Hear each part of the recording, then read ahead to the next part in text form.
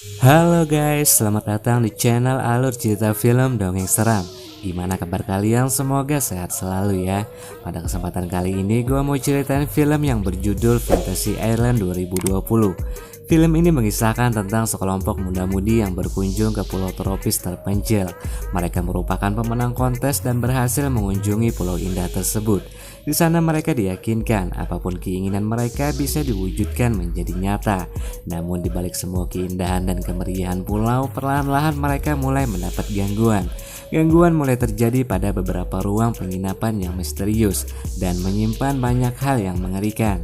Daripada penasaran, langsung aja kita masuk ke dalam alur ceritanya. Dan jika kalian suka dengan channel ini, silahkan subscribe aja agar kalian gak ketinggalan video terbaru dari Dongeng Seram.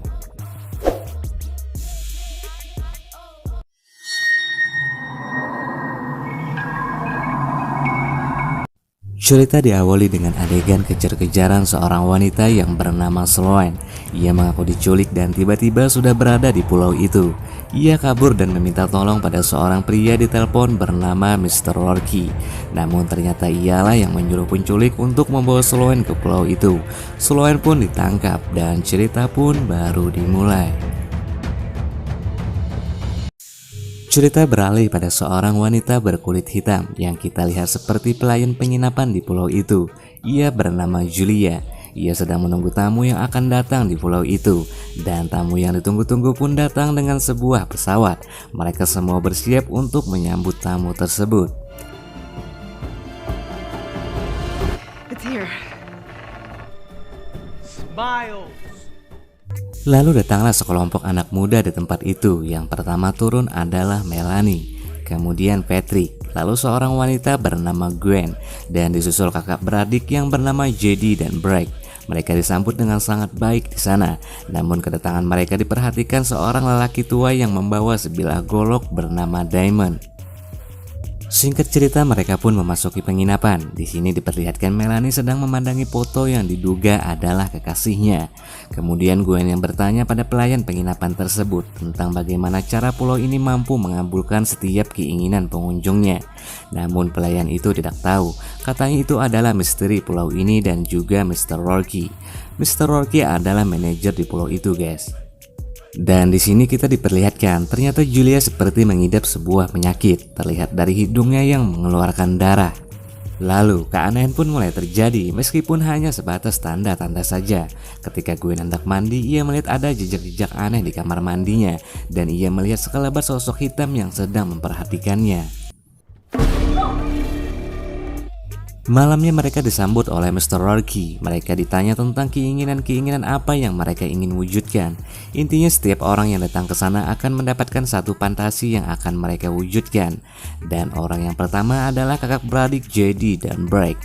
Ia menginginkan sebuah pesta dan juga wanita-wanita cantik yang seksi. Dan seketika keinginan mereka pun terkabul.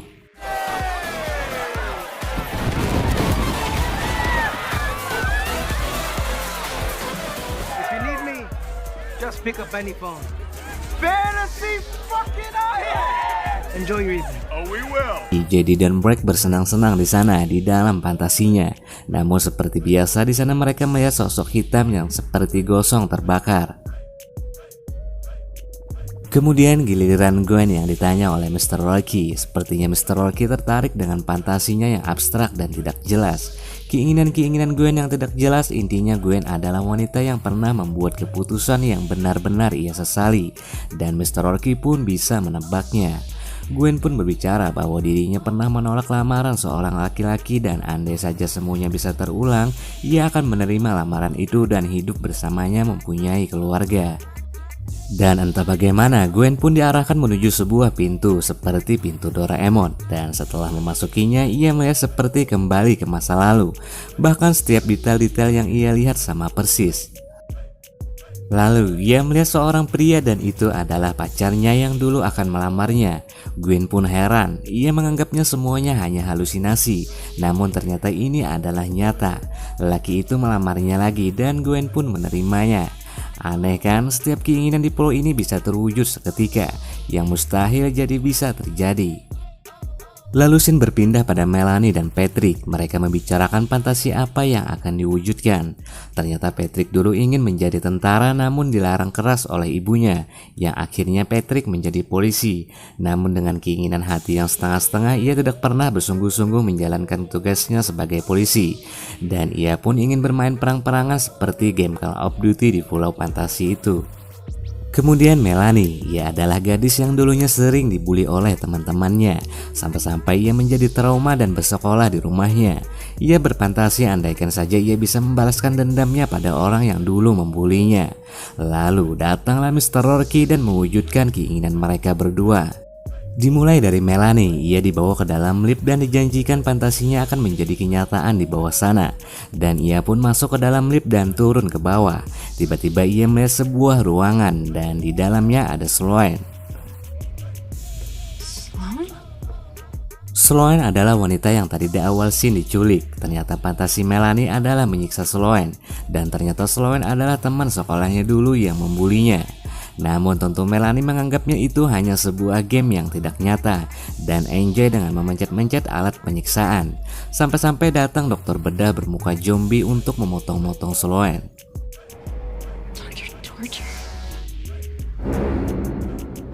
Namun tiba-tiba Melanie sadar kalau ini bukanlah permainan. Ia menolong Sloane dari zombie itu. Mereka pun lari dan berusaha kabur dari kejaran zombie yang tadi.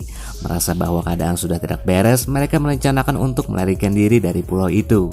Namun si zombie yang mengejarnya hampir membunuh Sloane. Dan untungnya saja mereka diselamatkan oleh Damon, seorang lelaki hutan yang tadi di awal memperhatikan mereka. Ia menjelaskan bahwa pulau ini tidak seperti yang kalian kira. Lalu scene berpindah pada Patrick yang sudah menjadi seorang tentara. Ia diturunkan di hutan dan diberikan perbekalan. Kemudian datang 2 orang tentara yang bertugas. Ia menangkap Patrick karena ia dianggap mencurigakan. Ia pun dibawa menghadap komandannya dan ketika Patrick bertemu dengan komandan tentara tersebut, ia pun kaget. Ternyata ia adalah ayah Patrick. Ayahnya yang dikatakan gugur sebagai pahlawan di pertempuran Venezuela. 5 seconds. Ternyata fantasi Patrick adalah bertemu ayahnya yang sudah meninggalkannya ketika ia masih kecil dulu. Mengetahui dirinya akan mati di perang Venezuela, ayahnya memutuskan untuk membatalkan misi, namun dihalangi oleh Patrick. Karena ia tahu kalau ayahnya bukanlah pengecut, ia adalah seorang pahlawan, dan Patrick akan memastikan kali ini ayahnya tidak akan mati di perang Venezuela. Kita kembali kepada JD dan Break yang sepertinya baik-baik saja dengan para wanitanya yang seksi. Namun tanpa diduga, ternyata tempat mereka diserang oleh anggota teroris. Entah bagaimana tiba-tiba mereka diserang.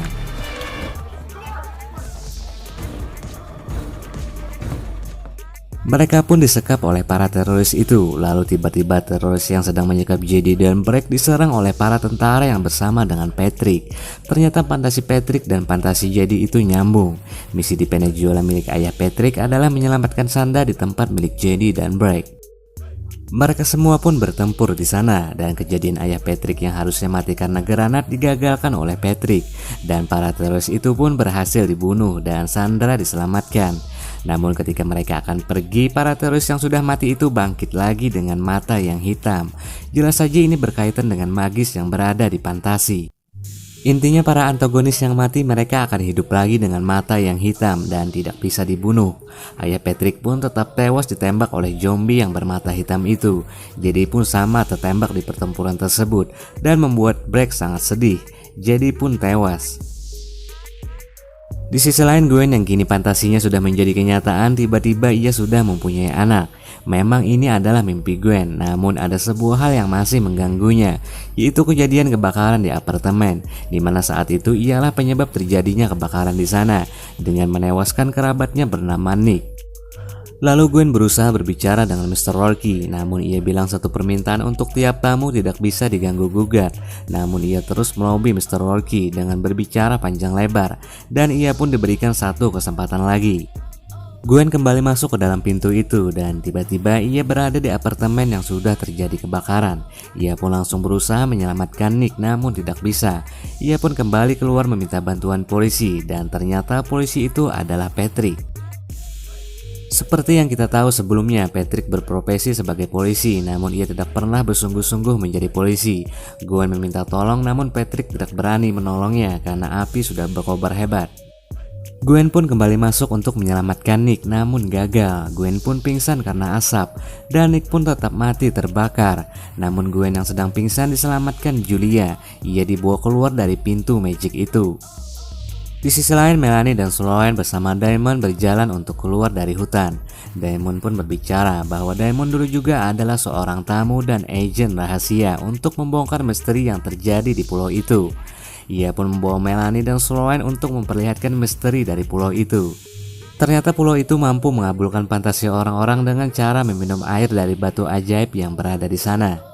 Kemudian ia keluar dari goa itu dan memberitahu Melanie dan Sloane jika ia berhasil keluar dari pulau ini, tolong sebarkan supaya orang-orang tahu dan waspada dengan pulau ini. Kemudian tiba-tiba mereka diserang dokter bedah bermuka zombie yang tadi. Lalu Diamond menyelamatkan mereka dengan terjun bersama zombie itu. Dan Diamond pun mati. Lalu tugas Melanie dan Sloane menyelesaikan misi Diamond dengan keluar dari pulau itu. Mereka pun menelepon mantan suami Sloane yang sebelumnya pernah dikhianati Sloane. Ia meminta jemputan karena ada kejadian yang di luar nalar. Dan untungnya mantan suami itu pun percaya. Ia mengirimkan sebuah pesawat jemputan buat mereka. Singkat cerita, mereka semua kembali berkumpul di penginapan itu. Mereka pun berbicara dengan fantasi-fantasi yang mereka alami dan keanehan yang mereka alami pula. Dan ternyata fantasi mereka itu nyambung semua. Kemudian pesawat jemputan yang ditelepon Sloane pun tiba. Mereka semua kabur berlari ke arah pesawat itu. Namun tiba-tiba pesawat mereka dirudal oleh para zombie dan mereka pun lari ke hutan.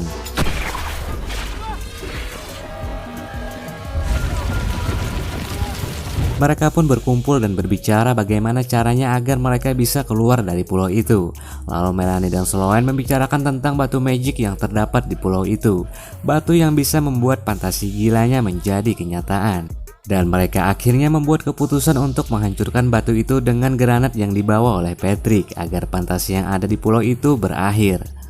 Sesampainya mereka di gua tempat batu itu berada, tiba-tiba mereka semua diganggu oleh makhluk-makhluk yang tiba-tiba datang memisahkan mereka semua, terkecuali Melanie.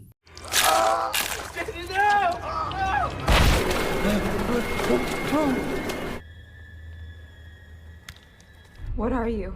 I'm the real you. Gwen kembali bertemu dengan Nick yang terbakar di apartemennya. Ternyata sosok yang selama ini gosong adalah Nick, kerabat dari Gwen. Nick yang menghampiri Gwen dan berbicara. Gara-gara Gwen lah Nick terbakar hidup-hidup.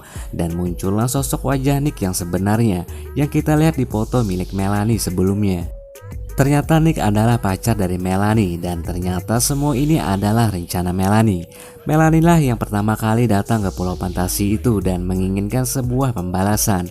Pembalasan karena pacarnya mati terbakar oleh Gwen dan semuanya berkaitan. Ia ingin membalaskan dendamnya pada semua orang yang berkaitan dalam kasus matinya Nick, termasuk Patrick yang menjadi polisi tapi tidak bisa berbuat apa-apa. Semua teman-teman Melanie yang datang ke pulau itu adalah atas fantasi dari Melanie. Di tengah situasi mereka yang terpojok, tiba-tiba mereka berhasil melawan dan mengambil granat yang Melanie pegang dari Patrick. Dan mereka pun tiba di batu fantasi. Ketika mereka akan menghancurkan batu itu, tiba-tiba datanglah Mr. Rourke. Lalu mereka melihat fantasi Mr. Rourke di batu itu. Ternyata Mr. Rourke juga adalah pengunjung pulau. Ia pertama kali menemukan keajaiban di pulau itu. Dan pembantunya yang bernama Julia itu adalah istri dari Mr. Rourke. Ia mempunyai penyakit dan meninggal. Namun dengan fantasi Mr. Rourke, istrinya kembali hidup di pulau itu. Dan selama ia diam di pulau itu, segala fantasinya akan hidup abadi di sana. Dan jadilah ia penunggu pulau dengan menjadikan penginapan-penginapan di sana. Namun ia disadarkan oleh Gwen. Karena apa gunanya hidup dengan fantasi yang tidak nyata? Istrinya terus-terusan merasakan sakitnya dan mati berkali-kali lalu hidup lagi, itu sama saja neraka. Dan akhirnya Mr. Rourke pun sadar dan membantu mereka. Kemudian Mr. Rourke memberitahu Sloane untuk meminum air itu karena Sloane belum punya fantasinya sendiri. Lalu ia pun meminumnya dan berfantasi agar Melanie mati bersama Nick dan semua fantasinya Melanie pun musnah. Those are the rules. Melanie yang tenggelam ke dalam sumur lalu melemparkan granatnya supaya teman-teman mereka mati. Namun berkat pengorbanan Patrick dengan menutupi ledakan di tubuhnya, semuanya bisa selamat.